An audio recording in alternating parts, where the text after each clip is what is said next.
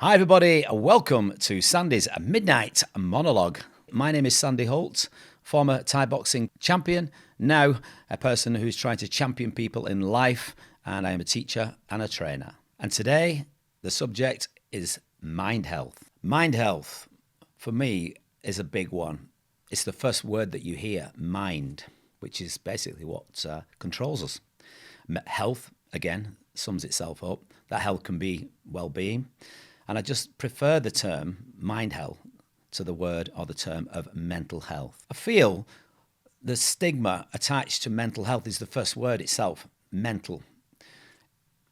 You sum that feeling up of, if you introduce somebody and you say, we're having a party, I'm bringing a friend along, lovely guy, but he's got mental health issues. Oh, and that's your first reaction. You've heard the first word, mental.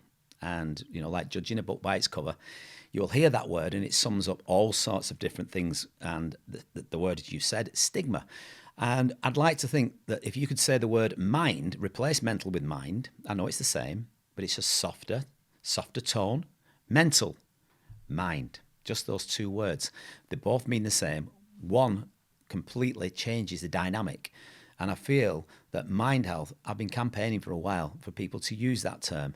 And I think it's a softer approach, but it actually says the same thing. And people feel more relaxed amongst that. When you say to someone, I've got a friend, he's got a few mind health problems. Oh, right, what's the problem? But if you say, I've got a mental health friend, again, that just ignites a different button. When somebody's got good mind health, they have usually an aura or a presence or something about them that they light up in a room. We all have a friend like that. I'm sure you have, and people who are watching this, you'll know what I mean. You can be sat in a room and everyone, is just the feeling, the atmosphere is a little bit down, and somebody walks into the room and everyone sits upright and everyone just listens and looks, and it could be a stranger or it could be a friend. And there's an aura about them. So good mind health, the two positives right there, good mind, good health, and it lifts people. And to lift someone's spirit, we all assume as mental health, going back to the term, as people with problems. So it's the actual, for me, it's the plus to the negative. It's the high to the low. And I think, like attracts like. So once you've got somebody with good mind health around you, then you absorb that energy and it just helps us. Also, with mind health, you've got to think at the end of the day, we all go to bed, we go to sleep. And there's so many people these days who have sleeping problems. And we know that our body works in 3 8-hour cycles. It's 8 hours of work, 8 hours of rest or exercise and play, and then 8 hours of sleep. A lot of people don't get 8 hours.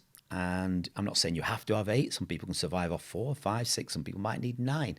But we do need rest. We need to rest and repair. And if you have good mind health, you usually find that you sleep well, you rest well, and then you wake up charged again for the next day. Mind health is really at the top of the tree. I feel that this subject needs to be, just covered by everybody, and even mentioning government speeches. We're all talking about obviously the COVID. We're talking about there as being like a physical thing. It's very much more a mind thing. So we need to look at that approach and get everybody thinking about it and helping each other and make this the top subject.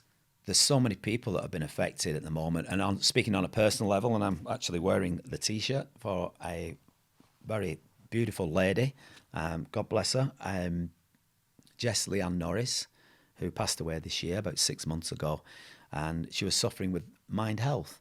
And this person was absolutely phenomenal at what she did. She was a pole fitness instructor. She did 12 years of Thai boxing with me. She'd done pole for absolutely years and years. 2 times UK pole fitness champion. Phenomenal athlete. The room lit up, as I was saying before, when she walked into a room. She had vibrant hair. She was always sparkly, dressed nice, carried a smile with her 24/7.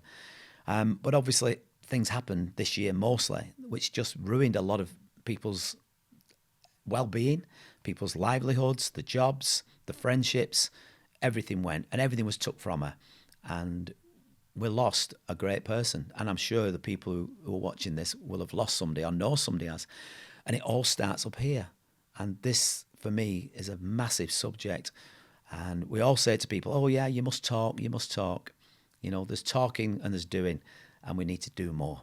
I can give you a little bit of help here and some tips to keep good mind health. Because obviously you can't see inside somebody's brain. We all have these things. We have little, muscles and stuff. They don't help. They're not gonna work for you in here. This controls them.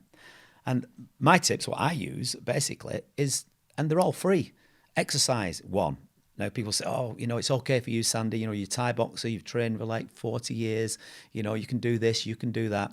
I can't do that. I'm at home. I've not got much capacity. I'm not fit. I've got knee problems, or I've got, everyone's got a problem. So what you do is you work around those problems. And what I suggest is just start with a walk. Look at the gentleman, the 100-year-old Tom, Colonel Tom. He went for laps of his garden. If you can do that at 100, yeah, I'm sure you can do it at half that age. When people throw the age number, okay? Don't use that. Go for a walk. Go into nature. Just the other day I was out walking and I just spotted a little robin in a bush and I looked at it and it just made me smile. Smiling makes you feel happy. We love happiness. Walking in nature, fresh air is free. If you want to up your ante, then turn your walk into a run. Or if you've got, I said, bad knees, then get on a push bike. It's less ballistic. There are so many ways to make you feel good. And exercise adds a dimension which gives you endorphins. You can just walk up and down your stairs in your house if you can't get out of your house. Just go up and down the stairs 10 times. Just get out of breath for that moment. Get the energy coming back into your body. Start feeling good about yourself. Read a book. That's good for the mind. Do things you like to do. I know some people will take comfort from food, but then if you're going to take comfort from food, then watch your food, what you're intaking. Don't just eat a cream cake. Have something else that's pleasurable. If you like, say, for example, oh, I like olives, then have a little bowl of olives. You can eat better and you can drink better because it's a choice. You choose what goes into your mouth. You can choose water, you can choose beer. Okay, you can choose fatty foods or you can choose healthy foods. And I just feel that all the little things that are around us, okay, will help your mind tremendously. And I know I promote exercise a lot, but like I said, you don't have to go to the gym. You don't have to come Thai boxing with me. Okay, just go for a little walk round, breathe in the fresh air, have a look up, look at the sky, look for the little birds in the bushes, go walk down the side of a river, a lake, a lodge, and just have a moment and relax. And it's all about relaxation, breathing. And if you can, study possibly a little bit of meditation. Meditation is amazing. That's the one thing as well that helps me sleep at night. Every single night, I will have a few breaths. I will relax, close my mind. Once you close your eyes, the lights go out. Listen to your breathing, relax. And every bombarding note that comes into your head of things you have to do today, tomorrow, whatever, just push them out, relax, sink into your pillow, sink into your bed, and just listen to your breathing, and you will sleep. And meditation is that simple. If you're suffering from mind health, what can we do? What can you do? For me, the first thing, as I did mention earlier, is that you should talk to someone. Keep good people around you, whether it's a friend, family, it could be a stranger. We've all done it. We've been on a bus ride or a coach or a train, and you've told a life story to somebody just sat next to you that you wouldn't tell some people, real intimate stuff. It's good to talk. There are many places that you can go to as well. We all have now the advantages of the internet and Google. You've got Wise Up, the Samaritans, you've got Mind itself, M-I-N-D, yeah, Mind. There's so many places. For me, how do I give my energy out? How do I get energy back? Well, I talk to like-minded people. I pick up the phone. One of my best friends the other day rang me, Carl from Wales. He can't get out of Wales. They're on lockdown. He rings me. He had a problem. Within 10 minutes, we're laughing and joking, and laughter's the best medicine. It really is. And then I get a message the next day, and he puts a message on Facebook thanking me. I don't need a thank. I don't need a pat on the back. But he just put a message, thanks to my good friend Sandy. I feel so much better today. So he went to bed, not mithered, not stressed and angry, but just by talking to somebody else, problem solved. We need to talk to people. And the essence really is, don't worry about ringing somebody up with your problem, because you know what? They've probably got a problem too, but by focusing on yours, you're helping them. I've said this for years and I'll say it for years. Our problems are halved and shared when we talk to somebody else. And we feel better when we've helped someone. So in essence, you're helping yourself. So try it, speak to people, and you will find straight away your mind health will go up and go improvement. You can't always tell who's got mind health problems because we can't, as I said before, you can't look into someone's brain. If I broke my arm, yeah, and I have a plaster on, you can see it and you say, oh, Sandy, what was you doing? I said, oh, I broke my arm, fell off the pavement, whatever. You can see that. You can't see a bandage inside the brain. You can't see anything that's broken. So to spot the signs of any people, whether it be a stranger, whether it be a friend or family, what I would look out for is usually the introvert sign, where they will be just quiet, head down. Body language is massive. It's massive to do with communication, okay? Far more than this, yeah? Speech is very, very small. You're looking at about 55% of communication is done through body language. So if I'm sat upright like this and I've got my eyes wide open and I'm smiling, it's visual, you can see it, everything's there right in place, okay, to evaluate. Somebody's got their head down, they're stooped, like I said, quiet, looking away, don't make eye contact. Yeah, that's another sign.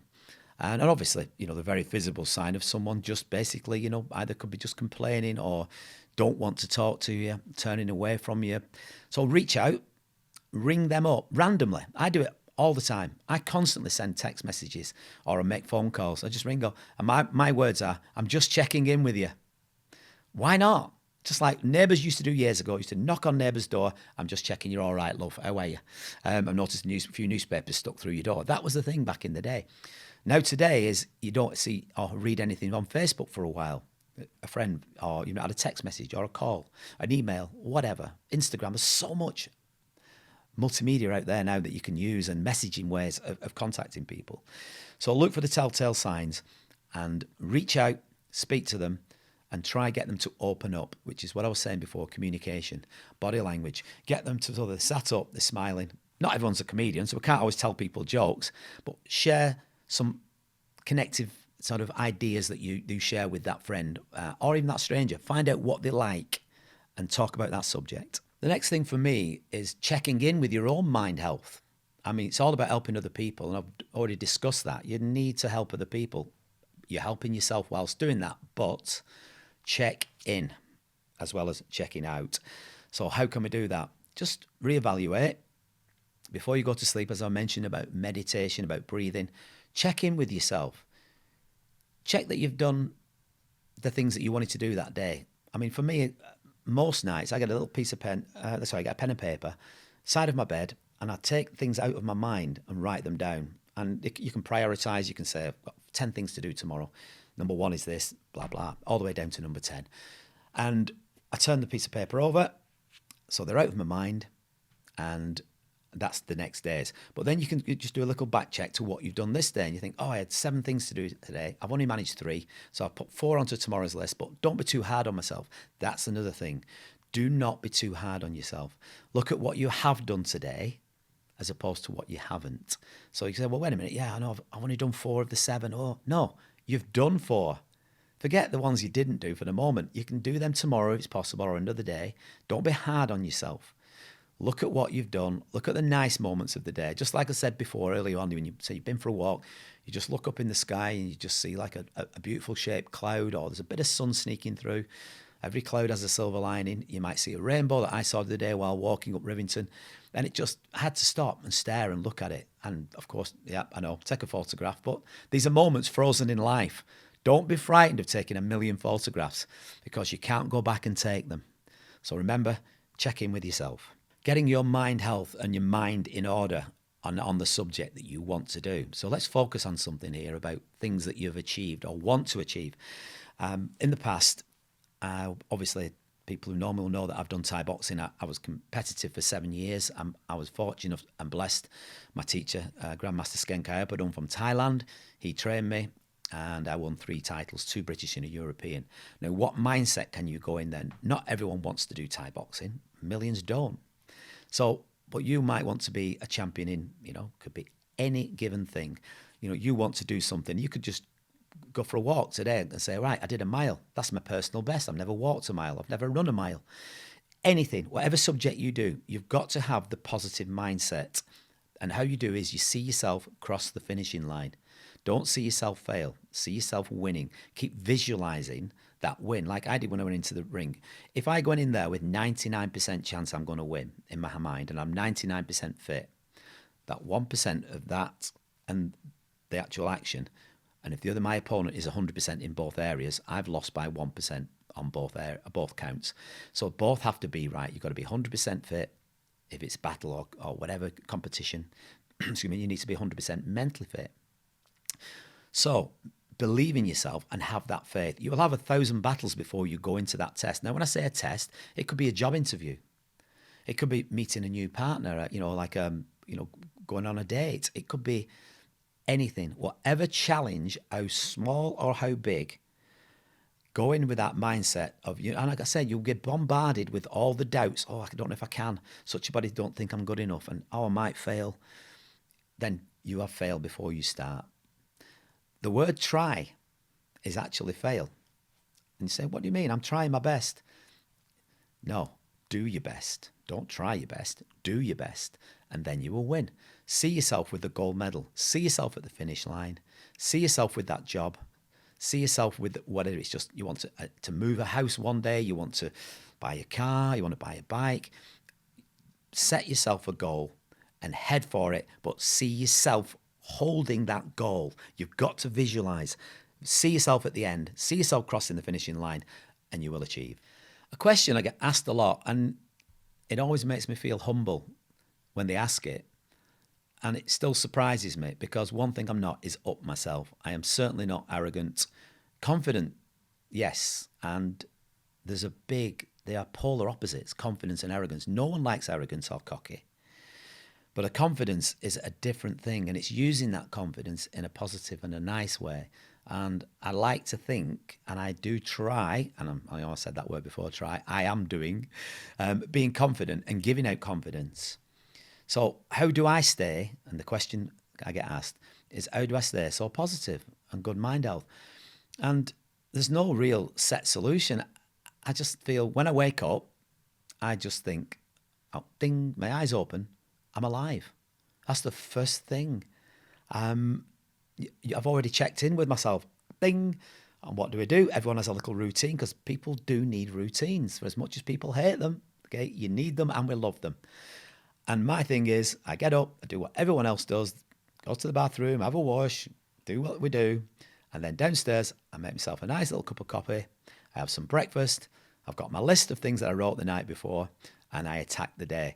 And I start off, and I mean, obviously, no one likes the look of themselves in the mirror in the morning. Right? I'm just checking that my spikes are still up. And then I just look at myself, rub my eyes like we do. No one looks good in the morning. But I smile at the mirror, and I get out of the way, because I don't like looking at myself for too long. Okay, break the mirror. But once I've done that, I think, I'm alive, I'm awake, I'm breathing, let's attack the day. And I feel good about myself. I don't have there's no set pattern.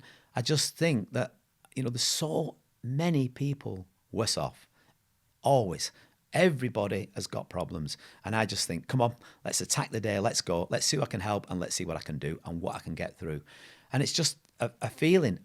The word I'm going to use here now, and I've said this for many years, life's about choices.